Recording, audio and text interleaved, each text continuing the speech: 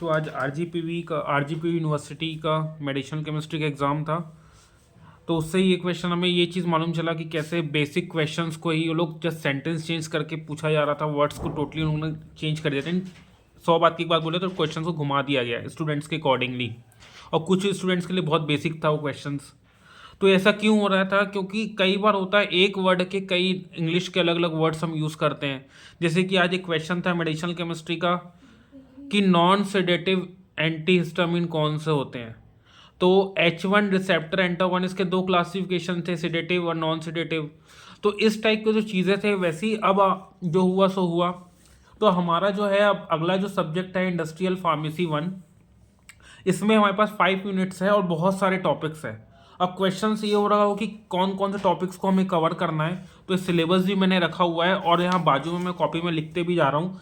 जैसे कि आपका है प्री फॉर्मुलेशन। तो प्री फॉर्मुलेशन को सबसे पहले हमें ये ध्यान रखना है, इसको पढ़ना होगा कि ये होता क्या है, इसको समझना होगा। तो प्री फॉर्मुलेशन में हमको ये बेस चीज़ पता होती है, गोल्स यानी इसका एम, उसका ऑब्जेक्टिव।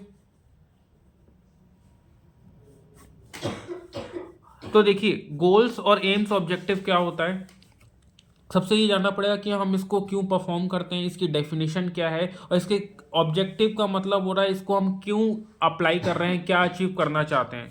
तो देखिए इसके अंदर दो चीज़ आते हैं स्टडी करना, physiochemical property, physico chemical properties, जिसमें की है आपका फिजिकल प्रॉपर्टीज और केमिकल प्रॉपर्टीज है। ठीक है, तो हमको फिजिकल में क्या क्या पढ़ना है। फिजिकल में आपको पढ़ना है ये क्रिस्टल्स क्या होते हैं, एमॉर्फस क्या होते हैं, और पॉलीमॉर्फिज्म क्या होते हैं। क्रिस्टल्स, एमॉर्फस, और ये आ गया पॉलीमॉर्फिज्म। ठीक है, तो आपको ये चीज पढ़ना है। और केमिकल प्रॉपर्टीज में क्या है, उसके कुछ रिएक्शंस है, लाइक हाइड्रोलिसिस रिएक्शन है जो आप लोग केमिस्ट्री में पढ़ के आए हैं, ऑक्सीडेशन है, और सबसे ये है पॉलीमराइजेशन। ये आता है क्वेश्चन। तो इसमें हमको यूनिट 1 में ये चीज अपने को बहुत अच्छे से पता होना चाहिए। और प्री फॉर्मुलेशन का एप्लीकेशन किस किस चीज में, सॉलिड में और लिक्विड में, डोजेस फॉर्म में, ये चीज हमें मालूम होना चाहिए। अब फिर हो गया अपना टैबलेट्स, यूनिट 2 में टैबलेट्स। तो टैबलेट्स में हमको क्या क्या पढ़ना है,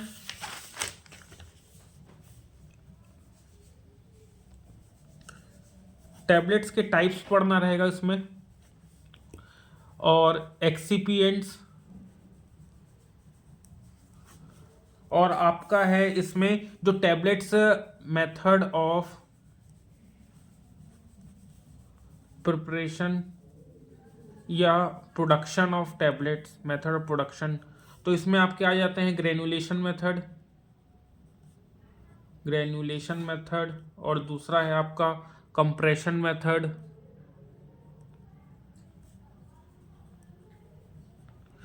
ये मेथड आपके आ जाते हैं। फिर एक चीज और पढ़ना है, क्वालिटी कंट्रोल, यानी टैबलेट्स बन गया तो उसकी क्वालिटी कैसे चेक करेंगे, और टैबलेट की कोटिंग क्या होती है, टैबलेट कोटिंग और उसके टाइप्स। बस इन चीज़ को आपको टैबलेट्स में बिल्कुल पता ही होना चाहिए। अगर आप इंडस्ट्रियल फार्मेसी के एग्जाम लिखने जा रहे हैं तो आपको टैबलेट्स के बारे में इतनी जानकारी तो होनी ही चाहिए। फिर आ जाते हैं आपका अगला चीज़ है लिक्विड ओरल्स, यानी कौन कौन से लिक्विड डोजेस फॉर्म होते हैं जिसको ओरली लेते हैं, जैसे आपका सिरप है, इमल्शन है, और सस्पेंशन है। इनके बारे में भी आपको जानकारी होना चाहिए। क्या जानकारी होना चाहिए कि इसमें क्या एक्सिपिएंट्स यूज कर रहे हैं और इसकी क्वालिटी कैसे चेक करना है, यानी इवेल्युएशन कैसे करना है, ये आपको पता होना चाहिए। फिर आ जाते हैं आपका कैप्सूल में, यूनिट 3 का जो है कैप्सूल। तो कैप्सूल क्या होता है, उसके दोनों टाइप्स, हार्ड जेलेटिन कैप्सूल्स और सॉफ्ट जेलेटिन कैप्सूल्स। तो हार्ड जेलेटिन कैप्सूल्स में आपको क्या करना है कि इसका प्रोडक्शन कैसे होता है और इसकी साइज क्या है, और फॉर्मुलेशन कैसे हम बनाते हैं और उसके डिफेक्ट्स। तो हार्ड जेलेटिन कैप्सूल में क्या क्या पढ़ना है, कैप्सूल में इसकी प्रोडक्शन, मैन्युफैक्चरिंग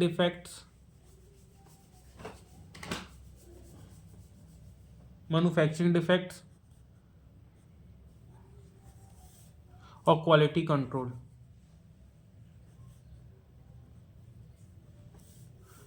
और उसके बाद अगला है आपका सॉफ्ट जेलेटिन कैप्सूल।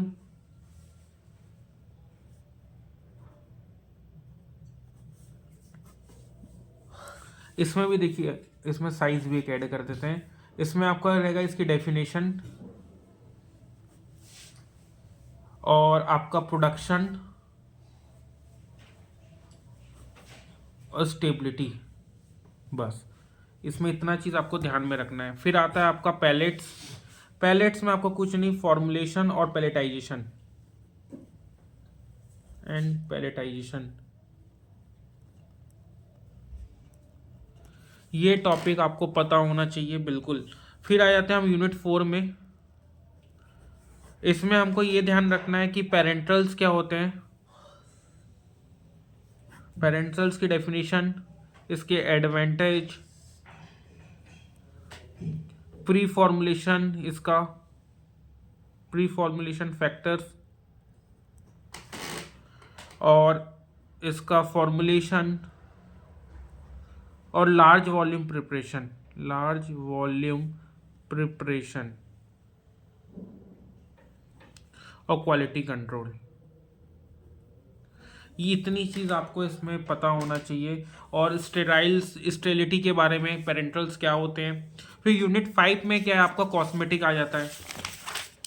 तो कॉस्मेटिक में हमको शैम्पूज, टूथपेस्ट, सनस्क्रीन के बारे में जानकारी होनी चाहिए। और फार्मास्यूटिकल एरोसॉल में क्या है, उसका इवल्वेशन, एरोसॉल का इवल्वेशन बहुत इंपॉर्टेंट है उसकी, और इसका फॉर्मुलेशन और प्रोपेलेंट्स को डिटेल में पूछ लिया जाता है। या इसको ऐसे भी क्वेश्चन आ सकता है कि कंपोनेंट्स ऑफ एरोसॉल्स बताइए। जब पूछा जाएगा कंपोनेंट्स ऑफ एरोसॉल बताया तो उसमें आपको propellants, container, walls, types of aerosol system सब बताना पड़ेगा। और फॉर्मुलेशन पूछा जाए तो इन सब के बारे में थोड़ा थोड़ा आपको बताना रहेगा, और क्या क्या कितना कितना क्वांटिटी में हम लेते हैं वो बताना रहेगा। फिर आता है पैकेजिंग मटेरियल साइंस। तो इसमें क्या करना है आपको, कौन कौन से मटेरियल हम पैकेजिंग में यूज़ करते हैं और कंटेनर का चॉइस हमें कैसे करना है।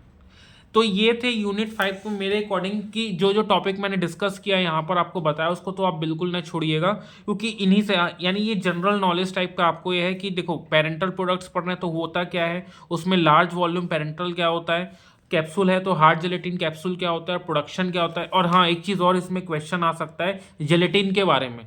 हार्ड जेलेटिन दिया है, सॉफ्ट जेलेटिन, तो कई बार ऐसा घुमाया कि पूछा जा सकता है कि जेलेटिन का प्रोडक्शन कैसे होता है, सिर्फ जेलेटिन। तो हमें जेलेटिन के बारे में भी जानकारी होनी चाहिए कि जेलेटिन कैसे बनता है। तो मेरी आज की वीडियो में यही था, सारे important question, important topics. Hope कल के वीडियो में हम इसके कुछ आंसर, जो इंपॉर्टेंट आंसर्स है वो लेकर आए। Thank you.